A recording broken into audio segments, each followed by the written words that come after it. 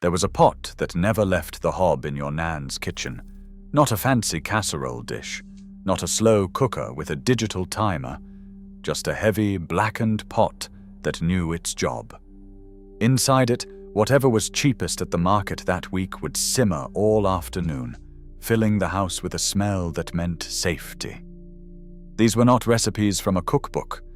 They were born from an era when feeding 6 people on a few shillings was not a challenge. It was Tuesday. British one-pot cooking stretches back centuries. But the versions your Nan made, born in terraced kitchens across the north, Welsh mining valleys, Durham pit villages, and Liverpool dockyards, those are vanishing. Number 7 on this list was kept bubbling on the hob for an entire week in some households. And number 2 was promoted by the Ministry of Food during rationing as the perfect British meal. Here are 25 one-pot dinners your Nan made when every penny had to count. Number 25. Leek and potato soup. Before vichyssoise became a restaurant staple and fashionable chefs poured cream from silver jugs, your Nan was making this from whatever leeks had been left at the bottom of the market stall after 3 in the afternoon. She would chop them rough, no precision, no mandolin, just a heavy knife and a wooden board scarred from decades of use. Into the pot they went with diced potatoes and a knob of dripping, topped up with water or weak stock made from a leftover chicken carcass.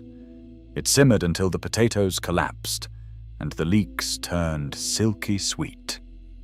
No blender. She mashed it against the side of the pot with a fork. By the mid-1950s, leeks cost around a penny a bunch at market stalls, and a pot of this soup could feed the whole family twice over. Children complained it was boring. Cold terrace houses in January had a way of changing young minds about what counted as boring. Number 24. Lentil and bacon soup. The smell of this soup announced itself from the bottom of the street. Dried red lentils, a handful of diced bacon scraps, onion, and carrot, all simmered low until the lentils dissolved into a thick, rust-colored broth. Your Nan bought bacon scraps for next to nothing at the butcher's counter, the offcuts nobody else wanted, trimmed from proper rashers and sold loose by the quarter pound. She knew they had more flavor than anything from the middle of the slab. In 1954, a pound of dried lentils cost about 4p, and a quarter pound of bacon scraps added another 3p. The whole pot cost less than a shilling and fed the family twice. National Food Survey figures from 1953 show that pulses appeared in over half of British working-class households each week, not by choice, but by necessity. This soup was necessity dressed up as dinner, thick enough to stand a spoon in, rich enough to stop the complaining. Number 23. Bread and onion soup.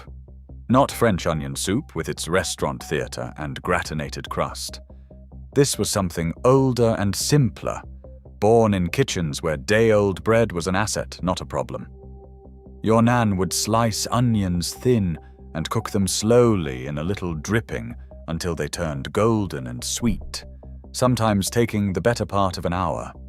Then she would pour in water or weak stock, bring it to a simmer, and drop in thick chunks of stale bread. The bread would swell and dissolve, thickening the broth into something almost porridge-like, seasoned with salt, a crack of pepper, and sometimes a splash of Worcestershire sauce. It was a meal built on almost nothing. It was honest, hot, and it silenced hunger without ceremony. Every butcher's block had bones to spare, and your Nan knew to ask for them. Most butchers gave them for pennies, or sometimes nothing at all. She would roast them until brown, cover them in cold water and bring them slowly to the boil, skimming the grey foam until the stock ran clear. Into that went whatever root vegetables were in season. Swede, carrot, onion, a handful of dried pearl barley. The barley absorbed the liquid as it cooked, turning the broth from a thin stock into something thick and almost stew-like. By the time it was ready, at least 2 hours on a low flame, the whole house had been claimed by the smell. Pearl barley cost less than 3p a pound in 1952, and a bag lasted weeks. This was not a recipe your Nan found in a magazine. She learned it from her mother, who learned it from hers, stretching bones and barley back through the lean decades of British history. Number 21. Fisherman's broth. Coastal fish and potatoes. Along the coastal towns of Yorkshire, Cornwall, and the northeast, fish was not a luxury. It was Tuesday. Housewives bought whatever came off the boats, cheapest that morning. Coley, whiting, scraps of haddock that had not made it into the fishmonger's display went into the pot with onion, potato, and a splash of milk if there was any to spare. No cream, no white wine, just fish and vegetables cooked together until the potato broke apart and the broth turned milky and thick with the sea. A whole pot could be made for under 6p in the 1950s. Women who grew up in fishing communities recall the smell of fresh fish coming off the harbour, mingling with the same fish already simmering on the hob, a layering of the same meal across 2 hours. Children picked out the bones by instinct, knowing without being told. Fisherman's broth was the taste of the coast itself, and it has almost entirely vanished from British home cooking. Number 20. Pigeon stew. This will raise eyebrows today. In the post-war years, pigeons were not a pest problem or an Instagram curiosity. They were protein, and free protein at that. Rural families and smallholders kept them, and those who did not knew someone who did. Your Nan would joint the birds, brown them in the pot with a little dripping, then build a stew around them with onion, carrot, and whatever the larder could spare. The meat was dark and dense, closer in character to beef than chicken, with a richness that came from birds that had lived outdoors. A Ministry of Food leaflet from 1943 actively encouraged the eating of pigeons as a supplement to rationed meat. In 1950, they still appeared on market stalls in rural towns for a few pence each. Children who grew up eating this remember the particular way the meat fell from the tiny bones, and the satisfaction of a meal that had cost almost nothing. Number 19. Blind Scouse. Scouse gets its own entry later on this list. But first, its poorer cousin. Blind Scouse was the version made when there was no meat at all, when the week had run thin before the wages arrived. Nothing more than potatoes, onion, and carrot simmered in water, sometimes with a scraping of dripping to give the broth a shadow of fat and flavor. The name came from the idea that the dish was blind, seeing nothing, meaning it contained nothing worth seeing. In Liverpool's tenement streets during the 1940s and 1950s, blind scouse was not unusual. It was the Wednesday meal before payday, Friday. Families who grew up eating it describe it without embarrassment. This was not shameful cooking. It was honest cooking. You made what you had. The pot was hot. The family was fed. And when the wages came on Friday, proper scouse with a bit of neck of lamb would follow, tasting all the better for the wait. Pattern Break 1. Here is something the cookery programs never tell you. Every single dish on this list was made in the same pot. Not a collection of matching Le Creuset, not a different pan for each component. One pot, heavy, usually iron or enamel, sitting on a gas flame or a coal range, doing everything. The pot was the kitchen. And one-pot cooking is not lazy cooking. It is intelligent cooking. When heat and time cost money, when coal is metered and gas is not cheap, you use one source of heat and you use it well. Your Nan was not short on skill. She was short on money, and she made every penny of fuel count. That is why these dishes taste the way they do. Long, slow, unified cooking, where every ingredient gives something to every other ingredient. No reduction, no deglazing, no separate sauce. Just patience and a heavy pot. Your Nan bought pig trotters for pennies at the butcher's counter, 2 or 3 at a time, and dropped them into a pot of cold water with onion, carrot, and bay leaves. Hours of simmering later, the water had transformed into a rich, thick broth, glossy with natural gelatine from the bones and skin. She would lift the trotters out, pick every scrap of meat from the bone, return it to the broth with cooked vegetables and a handful of pearl barley or split peas. What remained in the bowl was extraordinary, thick, warming, deeply savory. In 1952, trotters cost about 2 pence each at butchers' counters across the north. Women's Institute cookbooks from the same era list trotter broth under the heading of invalid cookery because it was considered so nourishing it was given to the sick and recovering. The rest of the family simply happened to benefit. Named after the small fishing village on the Moray Firth, Cullen skink is Scotland's answer to the question of what to do with smoked haddock when the weather turns. Your Nan would flake the fish into a pot of simmering potatoes and onion, stir in milk, and cook it gently until the potato fell apart and the broth turned cream-colored and smoked right through. The result was thick, warming, and deeply satisfying. Undyed smoked haddock from the local fishmonger cost less than 6 pence a pound in the early 1950s, and a pot of Cullen skink fed 4 with bread on the side. National Food Survey data from 1955 shows that smoked fish appeared weekly in over 40% of Scottish households. This was not a restaurant dish then. It was Monday supper after the weekend's fish run. Today it appears on gastro-pub menus at a price that would make your Nan put her coat on and leave. Scotland's oldest recorded soup, appearing in historical documents as far back as the 16th century, and still being made in Glasgow tenements and Perthshire farmhouses into the 1960s in the form your Nan would recognise. A whole boiling fowl, tough and past its laying prime, went into a pot with leeks, pearl barley, and cold water. It simmered for the better part of a day, the tough old bird slowly yielding its flavour to the broth, the leeks dissolving into sweet ribbons, the barley thickening everything into something close to a meal in a bowl. Oral histories from Fife recall the pot being left overnight on the dying range to finish on residual heat. A boiling fowl cost about a shilling in 1953. The whole pot fed 8. Children picked the meat from the bones at the table. Not a scrap went back to the kitchen. Number 15. Pea and ham soup. The ham bone after Christmas or Easter was never thrown away. That would have been unthinkable. Your Nan set it in a pot of cold water with dried split peas soaked overnight, diced onion and carrot, then brought it slowly to a simmer and left it.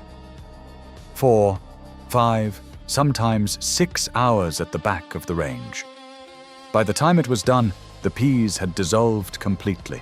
The bone had given up every last trace of smoky, salty flavor, and the liquid had turned thick and deep green. Served with doorstep bread and a scraping of butter, it was the meal that proved thrift could taste magnificent. National Food Survey data from 1953 shows that split peas were a weekly staple in nearly 60% of working-class households. They were not fashionable, they were functional, and they produced soup of such depth that any modern packet version is not even in the same conversation. Number 14. Tripe and onion stew. In Lancashire and Yorkshire, the tripe shop was as essential as the post office. Your Nan knew exactly which butcher's counter had the freshest blanket tripe, pale and honeycombed, already cleaned and ready for the pot. She would slice it into strips, cover it with milk and water, add sliced onions, and cook it low and slow for 2 hours until the tripe turned tender and the liquid reduced to a creamy, savory broth.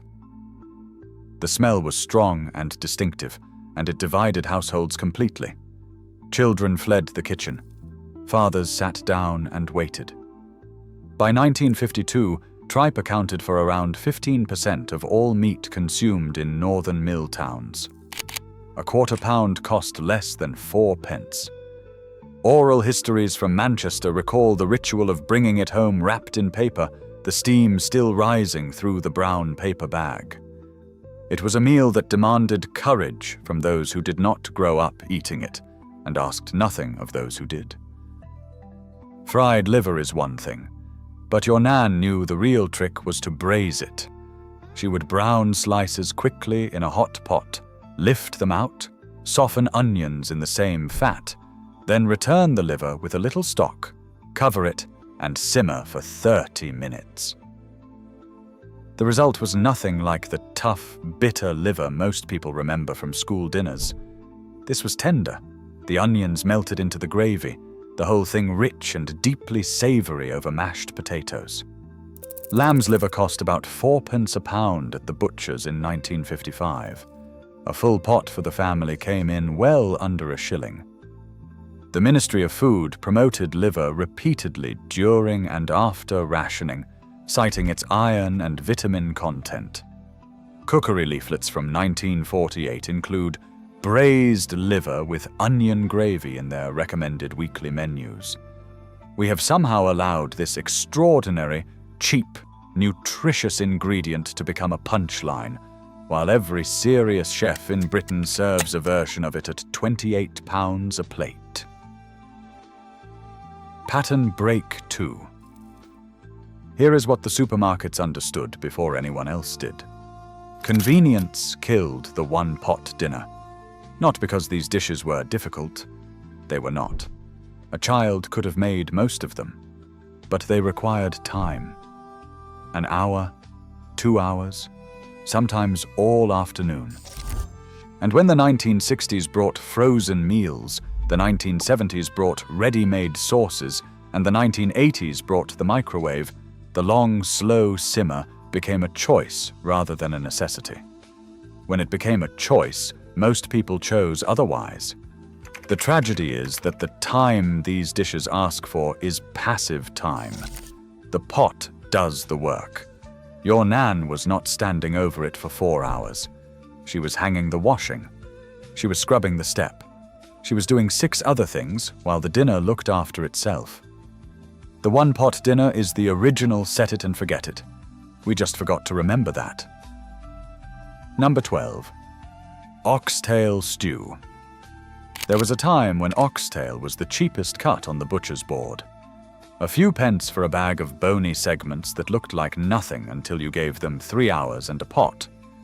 Your Nan would brown them in batches until deeply colored, then cover them with water or weak stock, add root vegetables and a handful of thyme, and let them simmer until the kitchen smelled like a sundae that went on forever.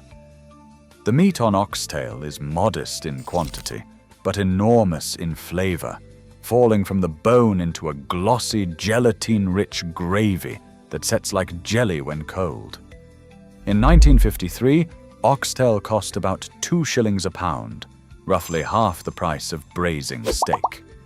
Diaries from the era recall the ritual of cracking the bones to release the marrow, children waiting for the moment the meat could be lifted clean with a fork. Today, oxtail has been rediscovered by restaurants and costs more than fillet. Your Nan saw its value 60 years before the food industry caught up. In the early 1950s, market stalls in most British towns sold rabbits for under a shilling each. They were wild, properly dressed, and cheaper than any other fresh meat available. Your Nan knew how to joint one without wasting a morsel, browning the pieces in the pot before building a stew around them with onion, potato, carrot, and a bay leaf. The meat was lean and pale, with a deeper, wilder flavor that came from an animal that had actually lived in a field. A single rabbit could feed a family of 5, with bread to soak the broth. Oral histories from rural Lincolnshire recall neighbors sharing rabbits from their snares, the exchange of meat for other provisions, the quiet economy and thrift of country people who had very little and wasted none of it. As prosperity returned and frozen chicken became cheap, rabbit vanished from the table. Today it costs more per pound than many cuts of beef, which would have struck your nan as absolutely baffling. Number 10. Lobby. If you grew up in Staffordshire or the Northwest Midlands, you know exactly what this is. If you did not, you have been missing one of the most perfectly calibrated one-pot meals in British history. Lobby is a thick stew of corned beef, potato, onion, and carrot, simmered together until the potato has broken down and everything has merged into a dense, satisfying whole. Your nan would open a tin of corned beef, dice it into the pot with whatever root vegetables were in the rack, and leave it to cook over a low heat for an hour or so until the flavors unified. A tin of corned beef was about 1 shilling in 1955, and the vegetables added pennies. It fed 6 easily. The word lobby may derive from lobscouse, the sailor's stew from which Scouse also descends. Whatever its origin, lobby was the midweek anchor of thousands of Staffordshire kitchens, and it has vanished so completely from the national consciousness that most people south of Birmingham have never even heard the name. Number 9. Mutton broth. Mutton is not lamb. That distinction matters enormously. Lamb is young, tender, and mild. Mutton is the older animal, with deeper fat and a far more complex flavor, and in the 1950s it was cheaper precisely because it needed longer cooking. Your nan would buy a neck of mutton for about 1 shilling and 6pence, brown it in the pot, then cover it with water and add whatever was to hand. Pearl barley, turnip, onion, sometimes dried peas. It simmered for at least 3 hours, the tough connective tissue breaking down into the broth, the fat rendering slowly into the liquid, the barley absorbing everything. The result was thick enough to be a meal in itself. National Food Survey data from 1952 shows that mutton and scrag end appeared in over 40% of working-class households each week. The supermarkets killed mutton. It did not fit their model of consistent, fast-cooking meat, and an entire flavor vanished from British cooking almost overnight. Number 8. Cawl.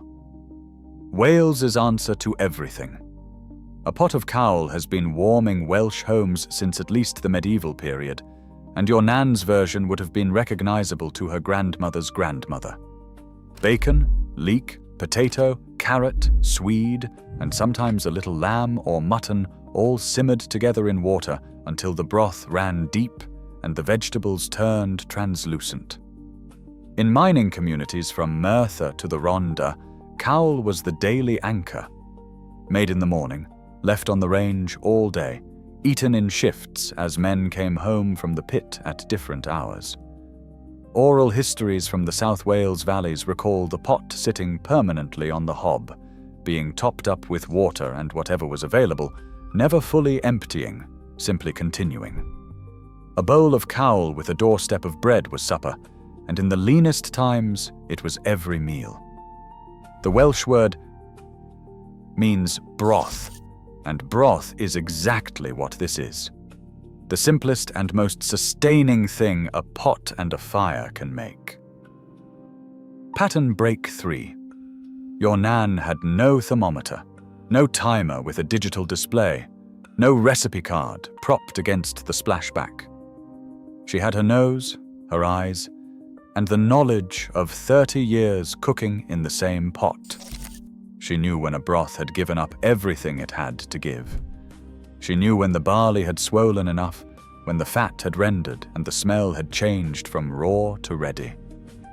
This is knowledge that cannot be downloaded. It lives in the hands and the senses of women who spent half their lives at a stove, and it is leaving Britain with every generation that grows up learning to cook from a meal kit. These 25 dishes are not just recipes. They are the residue of a knowledge system that took centuries to build and about 40 years to dismantle.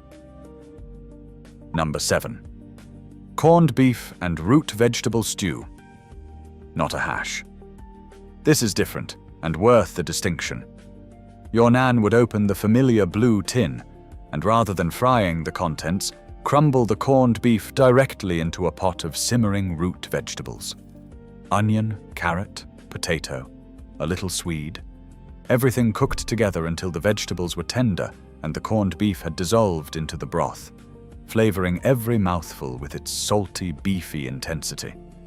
The result was thicker than a soup and thinner than a hash, ladled into bowls with bread to soak the gravy.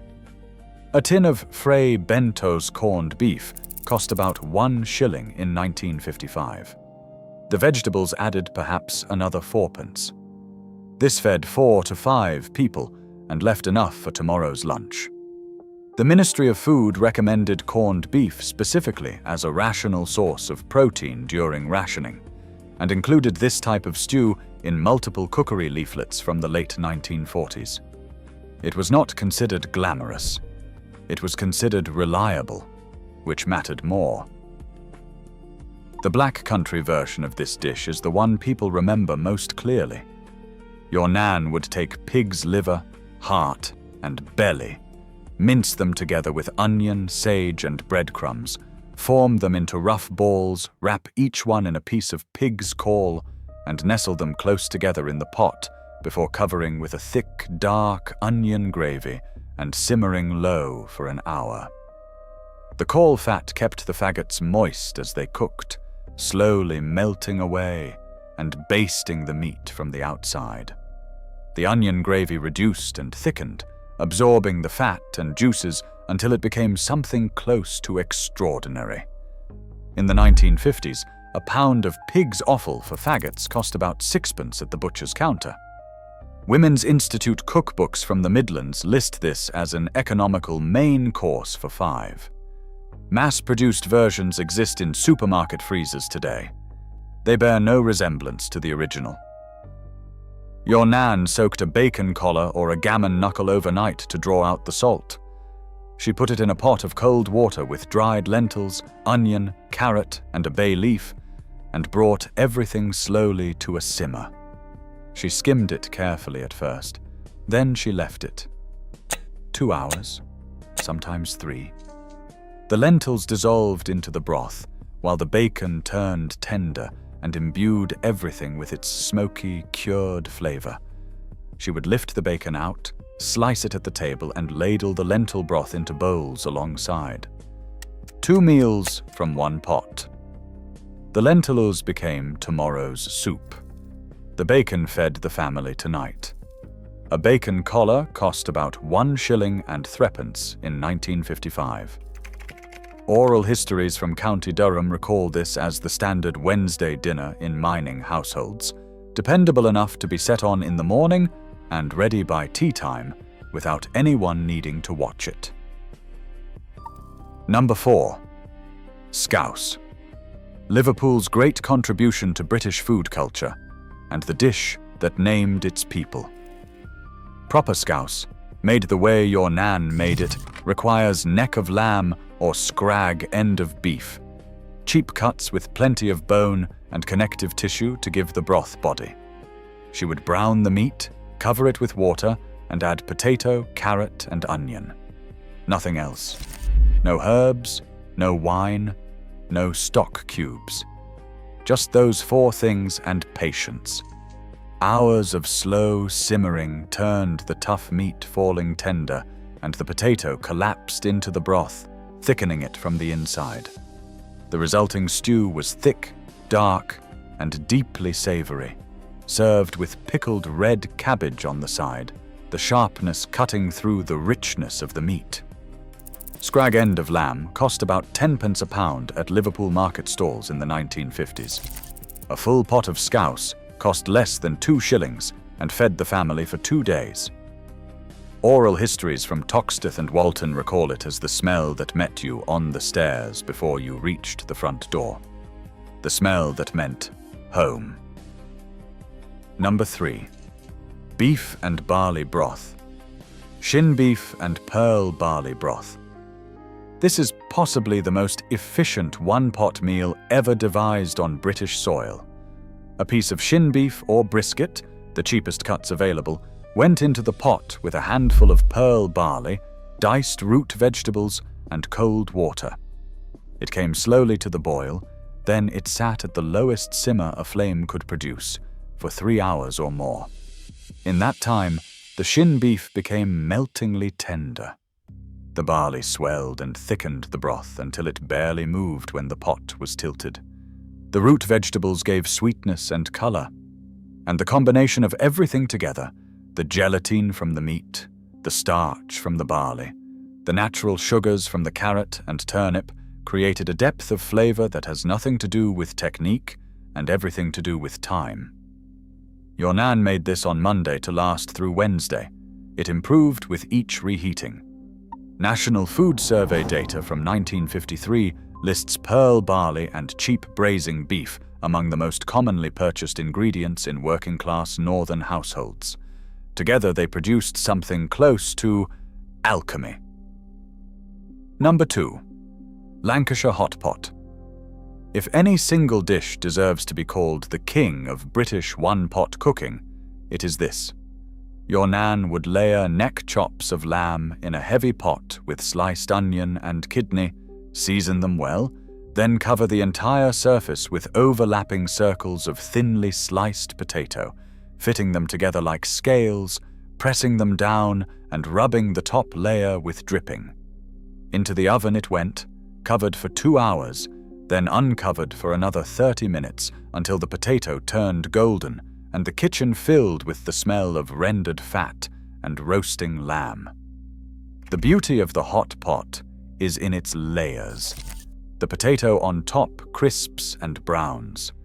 The potato underneath absorbs the lamb gravy and becomes something altogether different, soft, silky, and saturated. Neck of lamb cost about 1 shilling and 6pence a pound in 1952. A full pot fed 6 people. In Lancashire, oral histories pass down the rule between generations. You made enough hot pot on Saturday to last through Monday, and nobody complained about having it twice. Number 1. Scotch broth. If there is one dish that encapsulates everything this list is about, it is Scotch broth. A pot of water, a piece of cheap lamb or mutton, dried split peas or lentils, pearl barley, whatever root vegetables could be found. That is the entire list of ingredients. And yet what emerges from 3 or 4 hours of slow simmering defeats description. The barley thickens the broth to something almost gravy-like. The peas dissolve completely and vanish into the liquid, giving it body and depth. The mutton fat renders slowly, enriching every spoonful. The carrot and turnip give sweetness. The whole becomes something unrecognizable from its parts, a transformation that only long, gentle heat can achieve. In 1952, a full pot of Scotch broth could be made for under 6pence. National Food Survey data from the same year lists it as the most commonly made soup in Scotland, appearing in nearly 8 in 10 households at least once a week. Oral histories from Glasgow, Inverness, and Dundee alike speak of the pot that was never fully empty. Simply topped up, replenished, maintained like a fire. The broth that sat on the back of the range through autumn and winter. Always warm, always ready, always there. That is what your Nan made when money was tight. Not a recipe, a ritual. And the pot that held it was the heart of the house. 25 dishes, 1 pot. The same lesson learned in kitchens from Liverpool to Lochaber. Time is an ingredient. Cheap cuts are not inferior cuts. A heavy pot on a low flame can feed a family on almost nothing and make them feel like they have everything. If your Nan is still alive, ask her about one of these. If she is not, find the oldest person in your family who remembers the kitchen and the smell of something simmering all afternoon. These dishes are not gone yet, but they will be if nobody writes them down, nobody makes them, and nobody remembers what the pot on the hob was for. Tell me in the comments which one your Nan made, and whether anyone in your family still does.